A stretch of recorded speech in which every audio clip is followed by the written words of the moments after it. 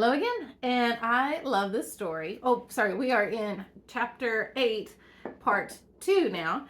And I love this story of this man who has another testimony of great faith, as we just read in the last chapter. But the last story was of a Jew with great faith. Now we're talking about a man that's a Gentile. So let's look into this story. When Jesus entered Capernaum, a centurion comes to him asking for help.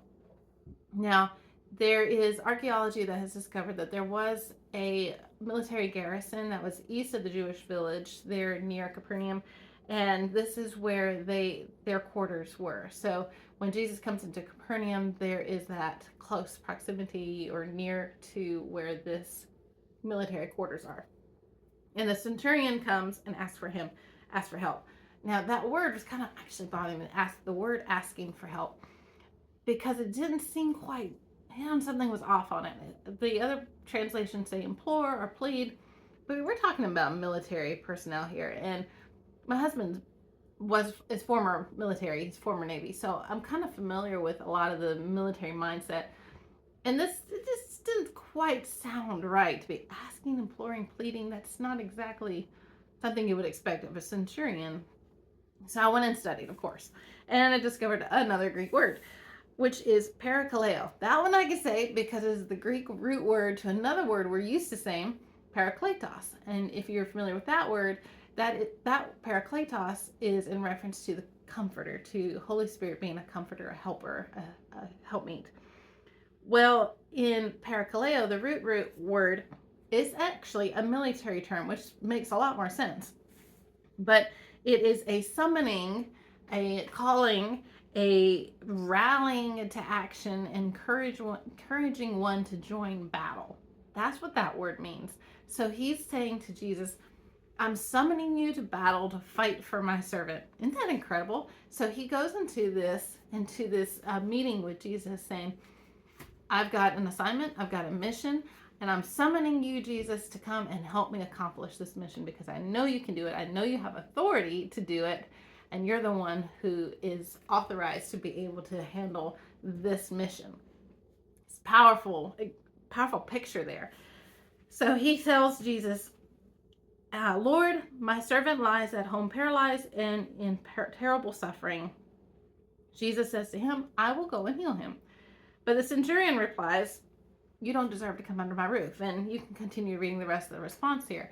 But in this also, the centurion is being very respectful of Jesus because there was an oral traditional law of the Jewish culture that had been passed down, and is actually referenced in a couple of other places. Acts references this. I think, let's see, I wrote it down. Acts 10:28 references this, where Paul and Peter both talk about not going to visit a Gentile, because if you did visit a Gentile, then you would become unclean. Well, and of course that was part of Peter's dream that he has later on in Acts. But this is the understanding here behind this, is that this oral law had been passed down to understand that if Jesus went into this Gentile's home, into the centurion's home, he would be made unclean. So the centurion is respectful of this and says, you don't need to come to my home. I don't deserve to have you come into my house. But just say the word. He understands authority. He understands how things work in military terms. So if you just say the word, it'll be done. I have no question again, no doubt, just like in our last story. So his faith is strong, and he knows that Jesus' authority is backed up by heaven. So he says, Jesus hears this, he is astonished, and he tells all that's following him, I tell you the truth, I have not found anyone in Israel with such great faith. And then he continues to say, I say to you that many will come from the east and the west and will take their places at the feast with Abraham, Isaac, and Jacob in the kingdom of heaven. Now, in reference to this, he's talking about it's not going to be this feast at the table with Abraham, Isaac, and Jacob. It doesn't mean it's just going to be for the Jews now. He has come to bring salvation to all, from the east and the west, not just one little pocket of the world, but from every place in the world. People will be able to come and be given this opportunity. If they just receive Christ and believe him, they will get to sit at this table, at this feast. Then he continues, but the subjects of the kingdom will be thrown outside into the darkness. There will be weeping and gnashing of teeth. Now that phrase, subjects of the kingdom, that is a reference to the Jews, but it's more specific. It's not just saying all Jews will be cast out, will be thrown outside. He's saying those that refuse to accept him as Messiah, those are the ones that are going to be thrown out. Just like the Pharisees and Sadducees that were refusing to receive Jesus as their Messiah, those are the ones that will not be prepared. They will not be able to sit at the feast. So people like the Centurion who has faith and knows that Jesus is the Messiah, he walks in the authority of heaven, these will be at the table. But those that God chose that still spurn him and choose not to receive him, those are going to lose their place at the table. So Jesus says to the Centurion, go, it will be done just as you believed it would, and his servant was healed at that very hour. Now, again, Matthew talks in topical format, right? So we've talked about in Sermon on the Mount how Jesus talks about judging. And whatever measure you judge, you will also be judged. With forgiveness, whatever measure you forgive, you will also be forgiven. All of these are kind of repeated. Well, here it is again. That in the same way that you believed it would happen, it's going to happen. So the centurion is told his servant's going to be healed. He believes he's going to be healed.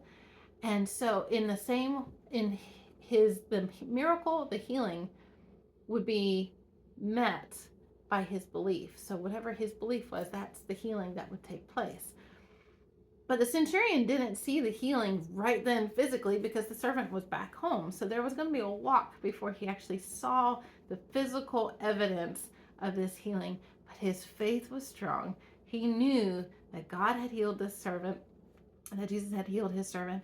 And so he walked back home in faith, expectation, and anticipation that when he arrived home, his servant was going to be there to greet him. So it's a powerful story, and I love that both of these actually are done in such simple. Sometimes we make the miracles of Jesus and our authority and all these things that he's given to us to be able to use to build up and to set captives free, as we talked about in reference to Isaiah. We make it complicated when Jesus demonstrates here is simple. Just exercise authority and say, be healed at times that God prompts us to do so, and show the compassion and heart of God, as you've already been learning throughout in the Sermon on the Mount. So we pick up here tomorrow with Peter's mother-in-law being healed.